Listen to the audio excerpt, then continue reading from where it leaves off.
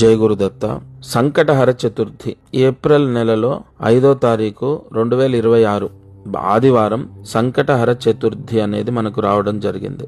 అయితే ఇక్కడ విశాఖ నక్షత్రంలో వచ్చింది. ప్రతి నెల సంకటహర చతుర్థి వస్తుంది, కానీ నక్షత్రాన్ని బట్టి మనకు యోగాలు ఉంటాయి. విశాఖ నక్షత్రం ఆదివారం వచ్చింది. ఈరోజు తలస్నానం చేసి దగ్గరలో ఉన్న గణపతి దేవాలయానికి వెళ్ళి 13 ప్రదక్షిణాలు చేయాలి. అది నెగిటివ్ నెంబర్. మీకు, మీ ఇంట్లో ఎవరికైనా సరే అందరికీ వర్తిస్తుంది ఈ పరిహారం.